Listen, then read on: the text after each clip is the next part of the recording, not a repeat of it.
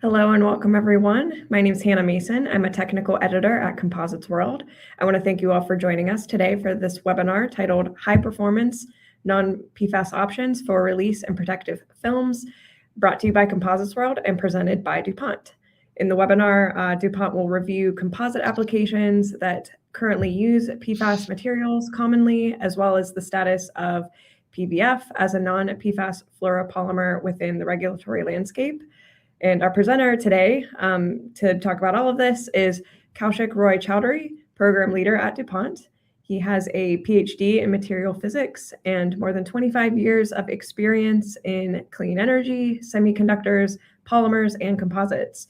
He has authored more than 75 technical publications, has been a panelist at many industry events, and in his current role, Kaushik leads DuPont's Tedlar business in new applications and business development in multiple growth areas, including green hydrogen generation, lightweight solar, transportation, and sustainable automotive materials. So he's here to talk about all of this. Following Kaushik's presentation today will be a Q&A session at the end. So attendees, you can submit questions at any time during the webinar in the Q&A field that you see likely on the right side of your screen. Next to the Q&A panel, you'll see a polls tab, which will be used throughout the webinar for a handful of polls that are going to be coming up. So you'll hear my voice a little bit later as we start doing some of those. So come back there for Q&A and polls. I do also want to note that the webinar is being recorded, so it'll be sent to you via email from CompositesWorld when it's ready to go later, so you'll be able to watch it back. And with that, welcome, Kaushik. It's all yours. Thank you, Hannah. I hope I can be heard well. So hello, everyone. Welcome. Today, I'll be talking to you, as Hannah mentioned, about a versatile fluoropolymer for demanding high-performance applications under harsh environments. And all of this over the backdrop of increasing regulatory scrutiny. We'll look at how the status of this polymer within the regulatory landscape opens up the option of a sustainable alternative for demanding applications while retaining outstanding performance that you always demand from it. So the polymer that I'll be talking about is polyvinyl fluoride, or PVF. Is a unique and highly durable polymer that's been used across a wide range of industries for decades.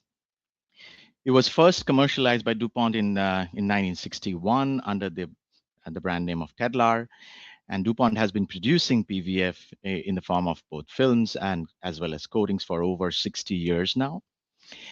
It's entirely made in the US. And one of the hallmarks of Tedlar over the years has been its ability to evolve with the times, finding new uses and expanding into new applications. Today, you'll see how Tedlar is commonly used in metal composite panels, architectural fabrics, graphic signage, and other applications. Its wide range of performance benefits and versatility makes it a strong fit for many of the composite-based applications. And today we'll be excited to show you how some of these line up with your expectations. So, the three core tenets that define Tedlar are durability, flexibility, and field-proven performance. The PVF polymer is known for its outstanding resistance to sunlight degradation under UV, chemical attack, water absorption, and also the attack from other solvents. And due to these properties, PVF films have been coatings have been widely used in both indoor and outdoor applications for both functional needs as well as in decorative roles. They're trusted in environments where thermal stability, chemical resistance, and outdoor durability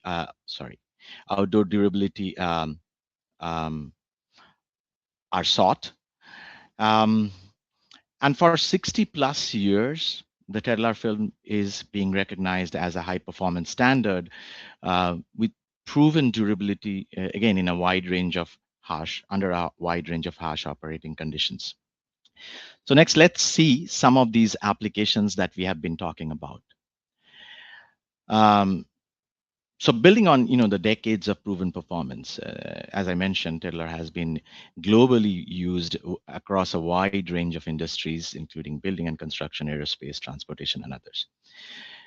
Both for outdoor and indoor applications, it has seen widespread use. For outdoor applications, Tedlar's exceptional durability is one of the reasons it's so widely used in building and construction, as well as in graphics and signage protection. Unlike other plastics or even other similar fluoropolymers, the properties of Tedlar, they don't degrade in harsh environments. It resists fading, abrasion, deterioration of mechanicals, and all of this helps offer reliable, long-lasting performance in all kinds of outdoor conditions. Critical properties are even retained to a great degree after years of exposure in South Florida, for example, under the tough coastal climate. And for example, if you could remember the cover slide that you saw when you just came in, that was the example of Tedlar put on a roof of a building that was really close to the ocean. Its weather resistance, chemical inertness, mechanical toughness, all of these, they allow Tedlar to be widely used in these protective surfaces for metals, headboards, felts, plastics, wide range of applications. On the indoor side, Tedlar's inherent chemical resistance and inertness also make it a great choice for surface protection. The films offer excellent stain resistance, easy cleanability. Their ability to withstand a wide range of solvents means that the surface won't even fade or streak even after frequent, aggressive cleaning, making it, especially valuable in high traffic areas and areas that need to be frequently cleaned. Additionally, the films also resist mold, mildew, and bacterial growth, and they're durable enough to endure repeated cleanings without these degradations. So in areas and in applications like medical applications, this lends them to be used very frequently. On top of that, Tedlar also has very low smoke emission and toxicity metrics, making them ideal for interior applications in aerospace and trains, where stringent safety standards apply. Beyond this, um, Tedlar's strong mechanical and non-reactive surface makes it an excellent material for release films. They're widely used both in rigid and flexible composite-based industrial applications. In fact, it can also be used to impart distinctive surface appearances and textures, adding another layer of functionality. So now with the, since now I have given you a quick intro around the capabilities of Tedlar and the wide range of applications and industries it's used in, it's time for us for the first poll of the webinar. So Hannah, over to you. Great. So the first poll should be up on your screen, or you can click on the polls tab on your screen. First question is, how could Tedlar add value to your current product lines? Options include outdoor durability, chemical resistance, flexibility, anti-graffiti, cleanability, mold and mildew resistance, flammability properties, and other. So a handful of you have already responded, but we'll open it up for a little bit longer here to kind of allow the rest of you to chime in.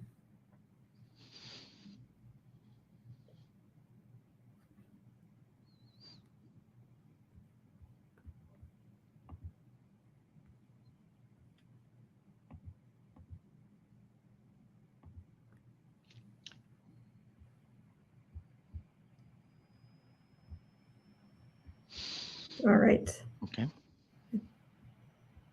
All right, so we'll move on to the next slide here. Okay. Okay, so that was a nice introduction to Tedlar's capabilities, and I hope you have taken the notice of how Tedlar can be used in these composite applications. Let's take a moment to see now how Tedlar compares to other fluoropolymers in its properties that are important for composite applications. What I've done here is I've pulled in this table a varied list of popular and widely used fluoropolymers, ranging from fully fluorinated polymers like polytetrafluoroethylene, PTFE, which is very common, and also copolymers like uh, fluorinated ethylene propylene, FEP, to even partially fluorinated thermoplastics like ETFE and PVDF. Now, when you compare across these relevant properties, we are finding that PVF offers a range of very desirable characteristics, both in manufacturing, in formability, creep, etc., as well as in end use, where outdoor resistance, chemical resistance, dirt resistance, these become important. In fact, as you can see from the last column where PVF is, it excels in many of these properties needed in composite applications. However, importantly, we also pick up an interesting and important difference between PVF and the others. And that's obvious and reflected in the last row of the table. We see that while all of the other frequently used fluoropolymers are facing much stricter regulatory oversight currently and restrictions in different forms, and they are being categorized under this PFAS bucket, PVF, despite being a fluoropolymer, actually does not fall under this category. Many of you are possibly already familiar with the ongoing conversations around PFAS, particularly as the topic is undergoing, increased regulatory attention. So at this point, why don't we dig a little bit deeper into this topic, which is also at the front and center for today's webinar, as you surely have noticed from the title. So to understand the definitions of PFAS materials that are widely known and circulated in the industry, it's actually useful to consider the central concern for a moment. So let's take a moment to look at what is at the root of this PFAS concern and how that actually leads to the definitions.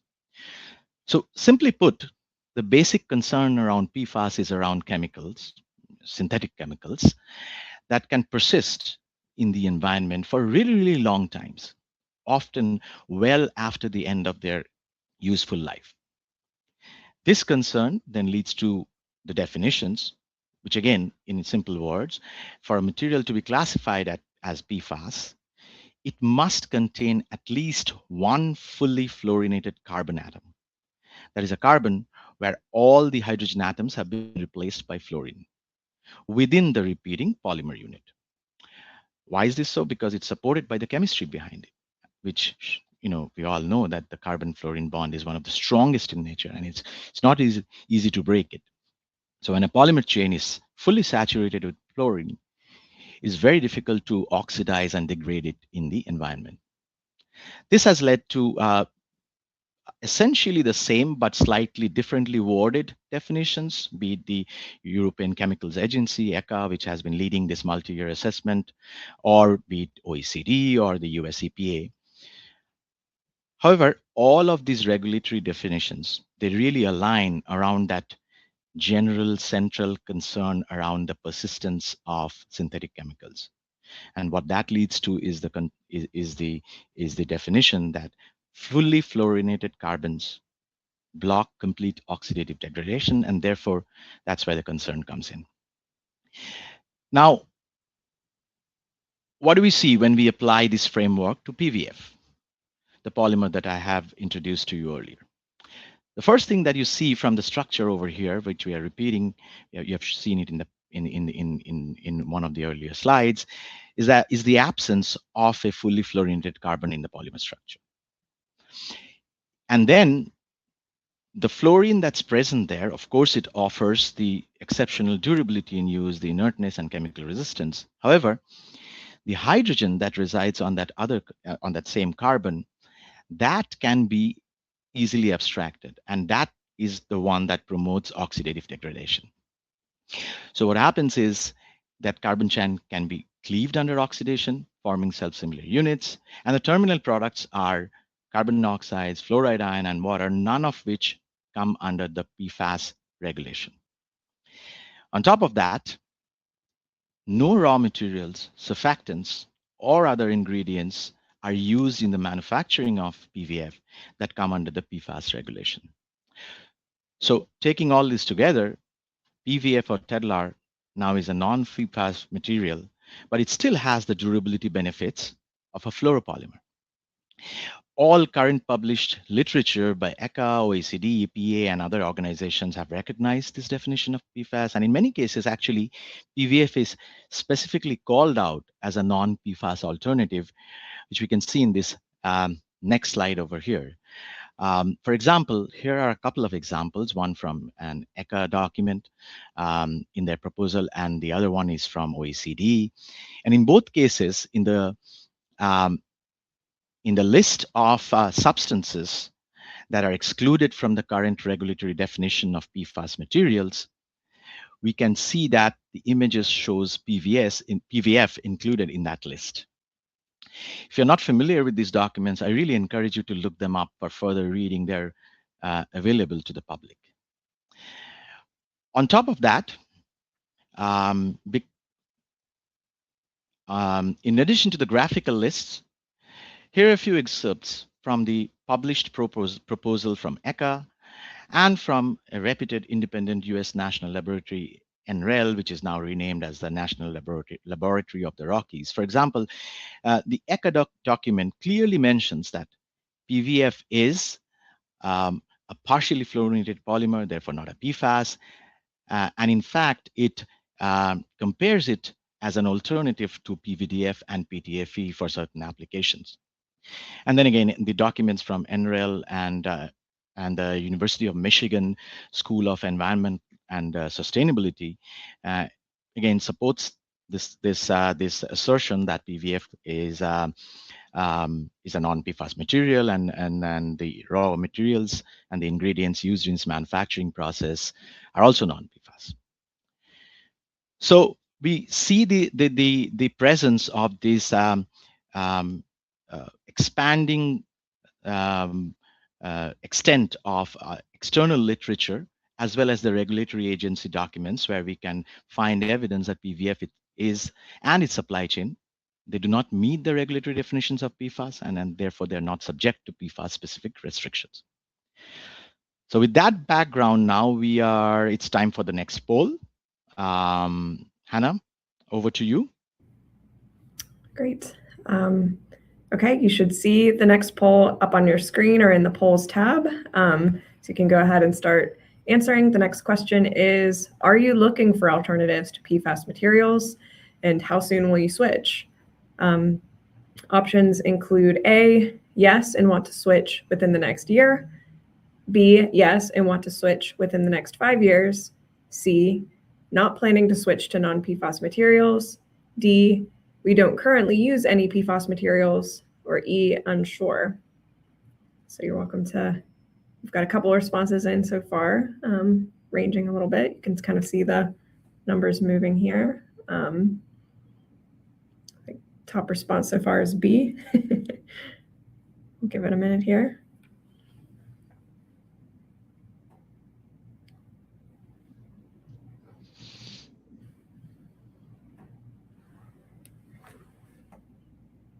All right. We've got a couple seconds here. All right, so I think we'll close out the poll and move on. Okay. So now we, once that we have shown you how PVF does not come under the PFAS regulatory concern, next I wanted to share some real-world case studies showcasing, the performance of composites with both Tedlar in the interior as well as in outdoor. The top couple of pictures over here, they show just how durable these laminates are with Tedlar. Both structures were built over 40 years ago, and yet they show virtually no visible color change. It is testament to the color fading resistance that Tedlar provides. Of course, I had to pull in one example for all the soccer fans among us, given the World Cup is all the rage now in North America and the US. I had to include this one. So you might recognize the Wembley Stadium in England over here on the top, on the bottom left. Roof lights there are protected with a clear Tedlar film, offering, again, exceptional resistance to weathering out in the open and helping the structure looks like as fresh as when it was first installed. On the bottom right, when you compare Tedlar to alternative polymers like PVDF, for example, in this particular example, where fortunately there was a section which had both types of materials side by side, the difference actually becomes very clear once you take a look at this photograph. Tedlar's superior moisture and chemical resistance helps prevent rust and corrosion of the underlying material, ultimately extending the life of the entire system. Now, turning towards indoor durability, aerospace and transportation is one of the major sectors where Tedlar sees widespread use. For example, take most train interiors, like those on Amtrak. They often feature a stone pattern with an embossed Tedlar film laminated over the surface to, to enhance both the appearance as well as the tactile feel. A similar approach has been also used in Europe, where Tedlar films with a wood grain finish have been applied to train interiors for a warm, natural aesthetic. So not only the durability and the cleanability of Tedlar is lending itself, it is also actively contributing to the design aspects.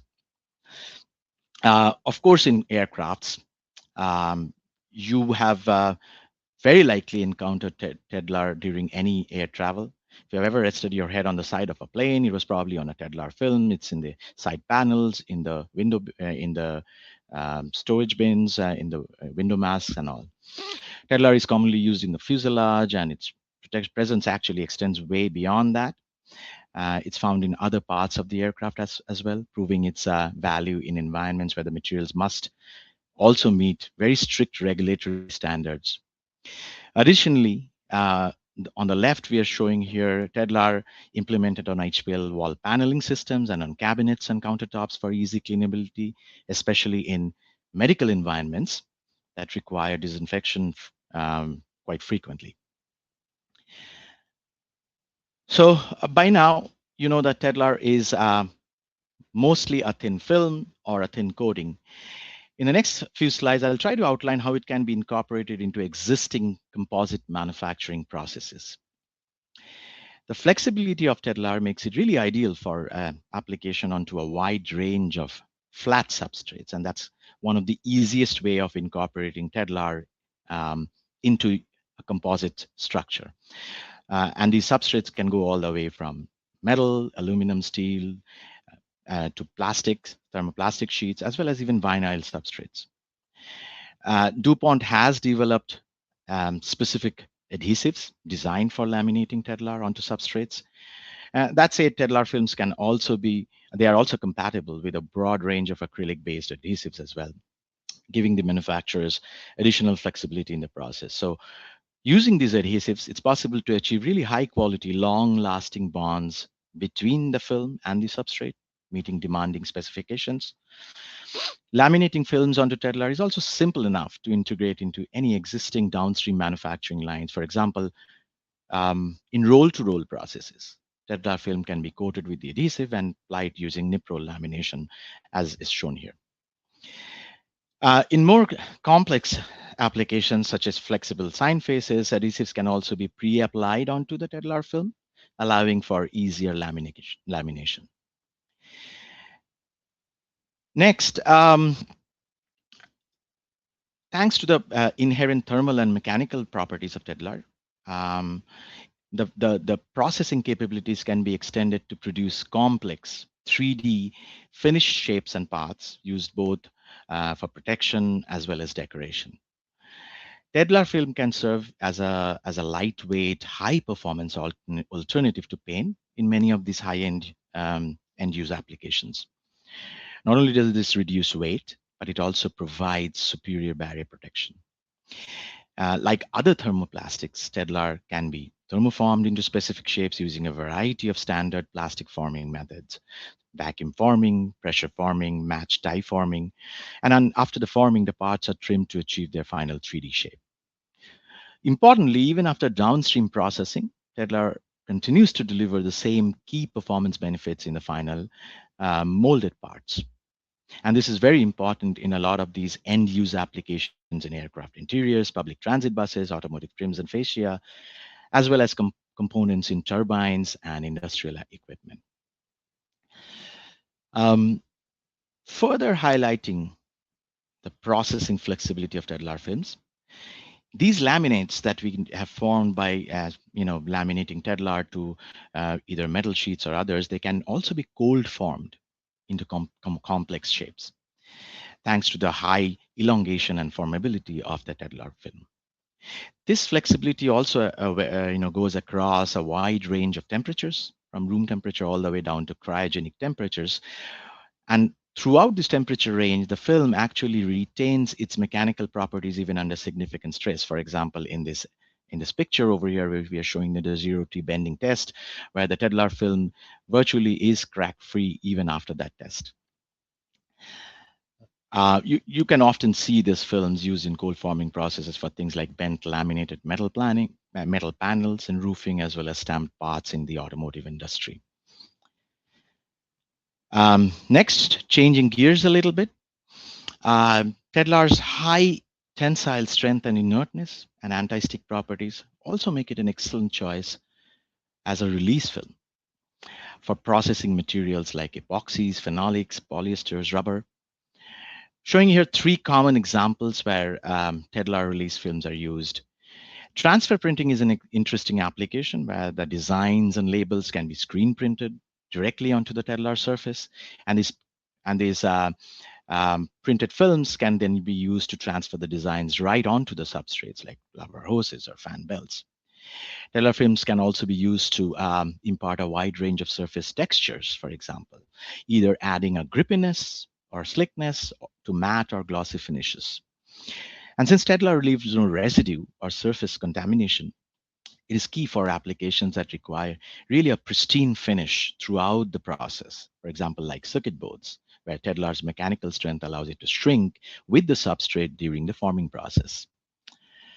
One cool example over here, in this case for swim fins, that the manufacturer printed patterns onto an FRP panel, fiber reinforced polymer panel, and then Tedlar release films were then used to achieve a fully matte finish on the final product.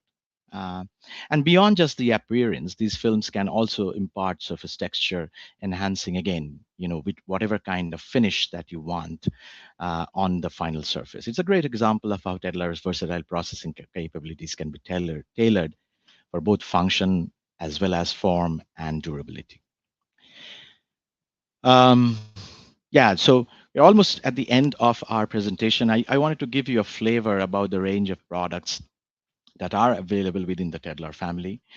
It is available in a wide range of colors, as well as translucent and transparent films, from both matte to gloss finishes and metallic films for certain applications. They're also available in a wide range of thicknesses and flexibility levels, depending on the application requirement. And of course, our team we often work with our customers to select the right kind of film for the specific application that is needed. Moreover, a wide range of finishes, patterns, textures can be printed directly onto the film as well, enhancing the possibilities of design that can be attained with the film. Finally, PVF, the polymer, is also available as a powder and as a dispersion for you to implement in your own compounding work or formulations. Okay, so with that, we are now ready for our final poll of this webinar. So Hannah, over to you again. Perfect. So like Kaushik said, the last poll is now open. You should be able to see it on your screen and in the polls tab. Question is, based on this discussion today, do you think your process has the ability to process Tedlar films? Options include A, yes, we have the capabilities to use Tedlar films. B, yes, if we made some investments. C, yes, if we work with converters or tool manufacturers to help with parts. Or D, no, this is outside the scope of what we can handle. So we've gotten some answers in so far. Some yeses, some nos. We have a few seconds here to get everybody on board here. Yeah, it was great going through all the options. It was definitely helpful. Yeah, we're kind of little bit splitting the options here. All right. Okay, I think we're done with the last poll. Thanks. So now that we have gone through the whole cycle of, okay, what this polymer can do for you, what the different application choices specific to composite applications, and then we have talked about PFAS and the looming regulatory concerns. There's a choice that you can make here. Of course, you can go to options of polymers that are non-PFAS. However, a lot of them are non-fluoropolymers, and you would have to give up on the performance attributes in a lot of these cases. At the same time, you also have the option of considering either implementing, using, trying a field-proven US-made fluoropolymer with all the performance attributes that you are looking for, where this material and its entire supply chain is not impacted by the PFAS concern. I really want to leave you with this thought and this option that we are bringing to you today under this regulatory landscape. I want to thank everyone for attending today's webinar. Before we move on to our questions, I really encourage you to kindly reach out to our entire team, either I, or one of my colleagues. We would be happy to answer all your questions, send you samples. We really enjoy working with our customers to help them find the best solutions for their needs. So feel free to reach out. And with that, I would like to open up for questions. All right, perfect. Thank you so much, Kaushik. That was a great presentation. So like you said, we have time now for Q&A with the presenters. So attendees, if you haven't already, use the Q&A tab on your screen to submit any questions you might have that we can, and we'll get through as many as we can live here. Or you can, of course, connect with Kaushik and the DuPont team afterward. So we have several questions in already, so we'll dive in. So first question, what adhesives can I use with Tedlar? Of course, I kind of touched on this a little bit in my presentation. Thank you for the question. So specifically, DuPont produces a couple of adhesives that are specific to the variety of applications. These adhesives, these are acrylic-based adhesives, and they are rigorously tested for all the different applications that we are already in and some future-looking at applications as well. They have decades of case studies, both indoor and outdoor, behind them. And of course, we are happy to review their properties and help you select the grade and the application methodology with you. Having said that, the film itself is also compatible with a wide range of adhesive types, from thermally activated adhesives to pressure-sensitive adhesives. And we often work with adhesive partners to enable our end customers as well. And it's very possible to work with the film with either your existing partner or your existing product, and we will, of course, help you in developing the overall system. Or we could connect you to one of our partners as well. At the same time, we also, once in a particular application, once you have a product, we are very happy to also help you test the products and the adhesive selection as well. Okay. Excellent. Next question. What is Tedlar's upper continuous use temperature, and how does its static COF compare with PTFE? The upper, very good question. So the upper continuous temperature of use for Tedlar in the film form is around 150 to 160 degrees Celsius. It has been used continuously in quite a few applications. As I mentioned, in a lot of these outdoor applications around solar panels and buildings, oftentimes the surface temperature reaches pretty high in the field. With short bursts that can easily go up to 175, 180 degrees, Tedlar can easily withstand that in Celsius. But I would say a safe working temperature for long periods would be around 150, 160 degrees Celsius. And then the what was the second part of the question again? It says, how does its static COF compare with PTFE? Compared with PTFE? Yes. Um, um, so on the one hand, the sealing capabilities of Tedlar are really comparable to PTFE in a lot of these applications. So it would be very comparable to PTFE in terms of the surface properties. Uh, However, I think where Tedlar has an advantage over PTFE in certain applications is in the creep or cold flow properties. In a lot of the sealing applications, you are under quite a bit of compressive force, and PTFE is a rather soft, pliable polymer, um, and has quite a bit of deformation under high pressure. Well, Tedlar actually withstands that quite efficiently. So on the one hand, while the seal is maintained pretty well, the deformation is much better handled with a slightly rigid, a more rigid polymer versus PTFE.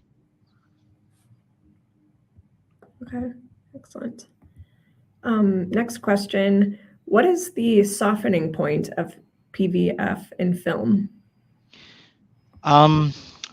So oftentimes in application manufacturing application processes around thermoforming or some other applications, PVF starts softening a little bit around 85, 90 degrees Celsius.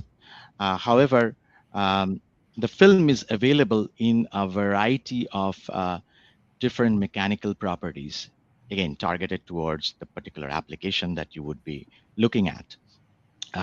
So depending on its mechanical properties, the film can also shrink back versus the elongation that it may have at certain temperatures. But for thermoforming applications, anywhere in the range from 75 to say 100 degrees, you can get enough softening so that you can really apply it to your mold and for your different applications. Okay, great. So the next question is more of a scenario. So it's a little bit long, so I'll try to read it slow here. They say, we're currently evaluating Tedlar as a coating for a medical device being molded with pre-preg composites as a replacement for paint. We like the properties of Tedlar as a whole, but are having problems with the fiber matrix showing through the Tedlar. It's being molded with the fibers, but the molded faces aren't as flat and smooth as the mold itself. The results are not to the level of paint. There are ripples of the fiber matrix showing through. Do you have any tips for fixing this problem? And do you have a plan to put together a best practices document for molding Tedlar to composites? It's a very good question. And I'd really like to learn about whoever the question came from, because this is something that goes beyond the webinar. And of course, we would like to engage and solve your issue. I don't know which particular PVF dispersion you are using currently, but it also depends on the overall application processes and the curing process that you are taking it through. And again, which kind of paint you are comparing it to would also depend on what end results that you are getting. Yes, of course, there will be challenges when you are applying a really thin layer of the dispersion. Yeah, it also depends on the type of particular curing processes you're taking to, because unlike other paint systems, Tedlar does require certain amount of specific curing conditions to let the polymer fully form and the thin film on top in the form of paint. So this one I would like to really take up, offline, and we would be really happy to reach if you reach out and reach out to any of us. Great. Okay. Next question says, while PVF can be safe for using and is not classified as a PFAS substance, how are you making sure PFAS substances are not released to the environment during the production of the material? And they go on to say many fluoropolymers are safe for use, but many release PFAS substances in their production. Yeah, so this again goes back to a couple of basic points that I tried to make in that one slide. That maybe I can go back to that slide for a moment. Let me see if I can.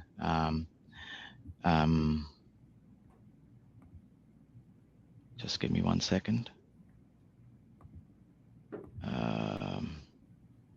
So on the one hand, as I mentioned earlier, the manufacturing of Tedlar in the form of raw materials, surfactants, or other ingredients that are used in the manufacturing process, they do not specifically and clearly they do not contain any material that comes under the PFAS regulation. And then the end product, even after degradation through oxidative degradation of the material, it only leaves behind materials, for example, like carbon dioxide, the fluoride ion, and H2O, none of which come under the PFAS regulatory oversight.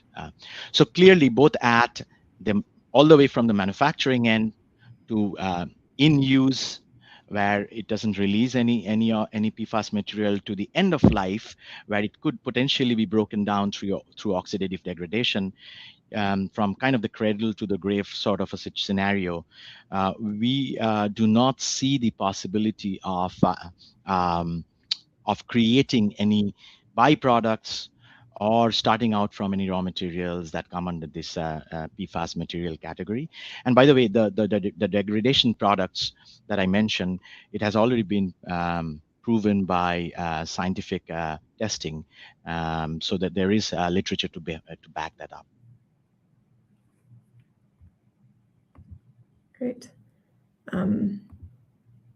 Next question goes back to kind of the manufacturing processes that you're flipping through now. Can Tedlar be injection molded or extruded? Unfortunately, Tedlar doesn't really lend itself to typical injection molding processes of melting the polymer and then feeding it. The way the film is created is through solution extrusion processes. So regular injection molding and thermal extrusion processes are not ones that are compatible with the polymer. But on the other hand, you can integrate it with your composite materials through a variety of other means, as were indicated in the presentation. Okay. Good question. Next question says, have you ever tested if PVF can be used in coatings for textiles in tent manufacturing? Yes, it has been done in the past, and there are some challenges, as I mentioned, that the way you form the polymer, the overall coating on the polymer does involve some amount of curing at an elevated temperature, so that you can allow the polymer dispersion to form the interpenetrating network of the continuous polymer. But beyond that thermal curing process, it is doable, and it has been explored in the past. So I would be, again, really interested in learning from whoever the question came from about the particular application that they have in mind. Okay. Next question. What are typical film thicknesses? And do you have any data on pencil hardness and or crosshatch? Sure. Again, all relevant questions from the composite world. So Typical thicknesses range from 0.5 mil all the way out to like 4 mil for certain products that are already available. And then the most widely used thicknesses are anywhere from 1 to 2 mil. That's where we see the most demand for films in that particular range for across the different applications. In terms of pencil hardness and crosshatch, these are very dependent on the composite laminate that you are creating. It'll depend on the type of the adhesive that you're using. It'll depend on the substrate that your film is on. And again, for a wide range of applications, you can really get very high pencil hardness. You can get very good cross hatch, which is basically a test to test the adhesion of the film to the underlying substrate.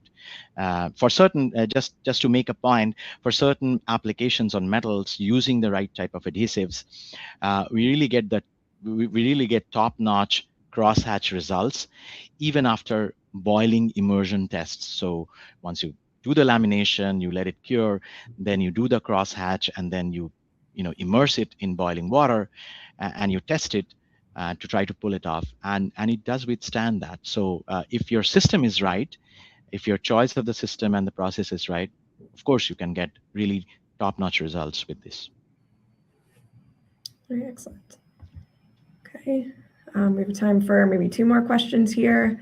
So going back to the aging results you presented, were these obtained using UV stabilized Tedlar or standard non-stabilized Tedlar? Good question again. So all our pigmented films have TiO2, and which acts as a natural UV stabilizer. And depending on the usage and the lifetime can go. We have proven lifetime in the exterior, in outdoors, all the way out to 25, 30 years, 35 years even. For clear films, we include a UV package that again creates the necessary lifetime that you are looking for based on the application that you are including the film for.